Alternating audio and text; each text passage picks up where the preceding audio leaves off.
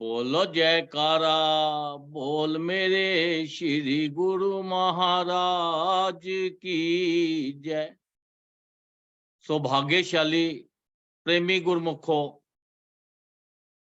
जीव का संसार में आना जब भगवान की बड़ी अपार कृपा होती है तो तब उसको ये मनुष्य देह मिलती है। जीव संसार में इसलिए आया है, उसका लक्ष्य क्या है कि दुखों से छूटकर परमानंद की प्राप्ति हो। तो देखो, ये जो मनुष्य देह हमें मिली है, ये मनुष्य देह बड़ी मुश्किल से मिली है। इतनी मुश्किल से मिली है और वो भी बड़े थोड़े समय के लिए मिली है।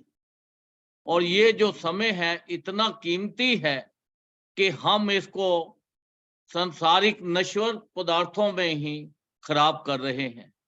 देखो, हर आदमी कोई ना कोई व्यापार कर रहा है, कोई लेन देन चल रहा है, कोई कुछ कर रहा है। ये संसार की जितनी चीजें हैं, ये मनुष्य के आनंद के लिए मिली थी, दुखों के लिए नहीं। पर हमने इसको अपना दुखों का कारण बना लिया है, क्योंकि हम इसमें फंस गए हैं और यही सोचते हैं कि ये जो कुछ है सब मेरा मेरा है। अब मेरा क्या है? मेरा तो कुछ भी नहीं है। अब किसी से अगर पूछा जाए कि अगर ये तेरा क्या है, ये शरीर तेरा है, वो बोलता है शरीर मेरा नहीं है, पर फिर भी वो कहता है कि शरीर ही मैं हूं। तो फिर उससे और कोई पूछा जाए इसके अलावा क्या है, वो कहता है कि ये सब परिवार मेरा है, ये बिजनेस मेरा है, ये संबंधी मेरे हैं, ये घर बार मेरा है। हर चीज को मेरा मेरा जब वो कहता है, तो वो दुखों के चक्कर में फंस के, इसी चक्कर में फंस के उसका जीवन जो है खत्म हो जाता है और जीवन का वो लाभ नहीं उठा सकता और खाली हाथ हाथ मलते चला जाता है। जब आखिरी टाइम आता है तो वो पछताता है, फिर उसके पछताने से कुछ भी नहीं बन सकता। ये जो मनुष्य देह हमें मिला है, बड़ी मुश्किल से मिला है। तो ये मनुष्य देह, इससे जितना ज्यादा हम भजन करेंगे, नाम जपेंगे, उतना ही हमें लाभकारी है। क्योंकि ये हमें मिला ही इसीलिए है कि ज्यादा से ज्यादा हम नाम जपें और सांसारिक जो सुख मिले हैं, सांसारिक चीजें हैं, इनका भी सुख लें, ताकि हमारा जीवन का हर तरह से हम दुखों से छुटकारा पा के तो उस परमानंद को जाए। अब देखो, सच्चा जो व्यापार क्या है? सच्चा व्यापार तो वही है जो सतगुरु की शरण में जाके, संत महापुरुषों की शरण में जाके, उनसे नाम लेके, उनके चरण शरण में जाके तो अपना जीवन जो है सफल कर लेता है। गुरुमुख वही होता है जो उनके हुक्म में चलता है, उनके बनाए हुए नियमों पे चलता है। तो जो संसारिक जीव है वो तो बस अपना अपना मेरा मेरा करते ही उसका जीवन बीत जाता है।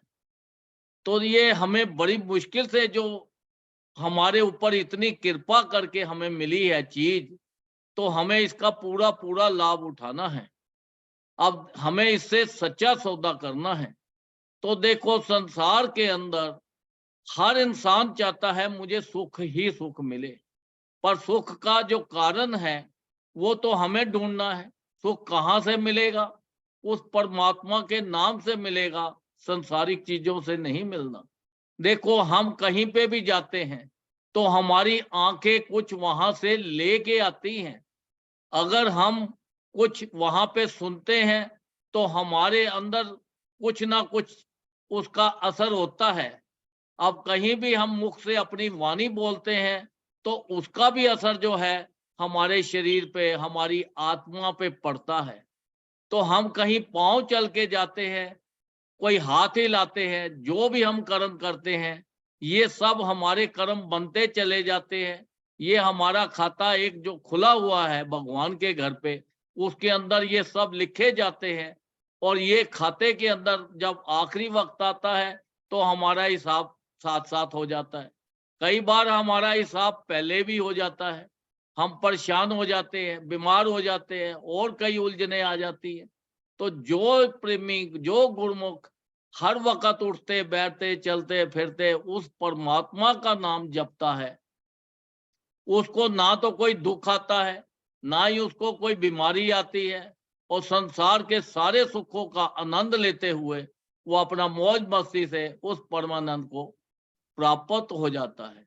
अब देखो, गुरु महाराज, एक बार गुरु नानक देव जी, उनके पिताजी ने उनको 20 रुपए दिए और बोला जाओ जाके इससे कोई व्यापार करो। अब जो गुरु नानक देव जी थे, उन्होंने वो 20 रुपए सोचा कि अब इसका क्या व्यापार जो है, सच्चा व्यापार करना है, झूठा व्यापार तो करना नहीं है। उन्होंने वो संत महापुरुषों के ऊपर खर्च कर दिए, उनकी सेवा में खर्च कर दिए। जब घर पे आए तो आके उन्होंने बताया, तो उनके फादर को अच्छा नहीं लगा कि देखो ये तो पैसे, क्योंकि उनके फादर तो संसारी जीव थे, उनको तो व्यापार दूसरा नकली चाहिए था। तो असली व्यापार तो वो करके आए थे जिसका देखो आज भी नाम उनका चल रहा है। तो जो संत महापुरुष होते हैं, ये परमार्थ के लिए सोचते हैं। जो संसारिक जीव हैं, ये स्वार्थी होते हैं, ये सिर्फ अपने लिए सोचते हैं, अपने परिवार के लिए सोचते हैं। ये तो जो संत महापुरुष परमार्थ के लिए सोचते हैं और परमार्थ के लिए करते हैं, वो तो भोले भाले होते हैं, क्योंकि साक्षात भगवान का रूप ही संत रूप बन के संसार में आते हैं। और आकर उनके पास तो कोई भी चला जाए, उनकी तो दया सभी के ऊपर एक बराबर होती है। जैसे बादल देखो बरसता है, पानी बरसता है, तो वो ये देखता है कौन सी ऊंची जमीन है, कौन सी नीची है, कौन सा गंदा पानी है, कहाँ से क्या घास है, नहीं है। वो सब के ऊपर एक तरह की बरसात करता है। तो ऐसे ही संत महापुरुषों की कृपा सबके ऊपर बराबर रहती है, पर अपना अपना ढंग है कि हम उनकी कितनी कृपा पा सकते हैं।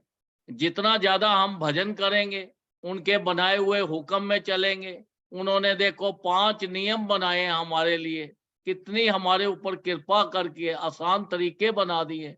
श्री आरती, पूजा, सत्संग, सेवा, सिमरन और ध्यान, जो श्रद्धा सहित करे निश्चय हो कल्याण। देखो हमारे लिए कितना जगह जगह पे उन्होंने सत्संग आश्रम बना दिए हैं, देश में विदेश में हर जगह पे। अब संत महापुरुष तो कृपा कर ही रहे हैं, तो हमारी ड्यूटी बनती है हम ज्यादा से ज्यादा सत्संग में जाए, ज्यादा से ज्यादा भजन करें, सबके लिए अच्छा सोचे, किसी से जेलस नहीं करे, किसी के लिए बुरा नहीं सोचे, किसी की चोरी नहीं करे, किसी से हेरा फेरी नहीं करे। जब हम ये सब चीजों को छोड़ देंगे तो हमारे ऊपर कृपा अपने आप बरसनी शुरू हो जाएगी, और हमारे संसार के जितने दुख हैं सब अपने आप ही दूर हो जाएंगे। क्योंकि उनकी जब कृपा बरसती है तो हमारे विचार अच्छे हो जाते हैं। जब अच्छे विचार हो जाएंगे तो हम उठते बैठते हर वक्त चलते फिरते ज्यादा से ज्यादा भजन करेंगे। जब हम भजन करेंगे तो हमारा ये गलत चीजों की तरफ ध्यान जाएगा ही नहीं। तो इसलिए ज्यादा से ज्यादा उनके हुक्म की पालना करो। उन्होंने जो नियम बनाए हैं कि हर जीव को, हर गुरुमुख को 2 घंटे कम से कम रोज भजन करना चाहिए। अगर ज्यादा कर सकता है तो बहुत अच्छा है। अगर कम से कम भी 2 घंटे, अगर 2 घंटे कंटिन्यूस नहीं आप बैठ सकते तो 1-1 घंटा करके कर लो। अगर 1-1 घंटा भी नहीं कर सकते तो आधा आधा घंटा करके करो। ये भजन करना तुम्हारे लिए बहुत लाभदायक है, बहुत तुम्हारे लिए अच्छा है। संत महापुरुषों ने इतनी अपार कृपा की है, तो इसलिए हमें वो कृपा का पूरा पूरा लाभ उठाना है। तो ज्यादा से ज्यादा नाम जपे, भजन करें, जिससे हमारा लोक और हमारा परलोक दोनों सुखी हो जाए, और संसार के भी हम सारे सुख भोगते हुए उस परमानंद को प्राप्त हों। बोलो जयकारा, बोल मेरे श्री गुरु महाराज की जय।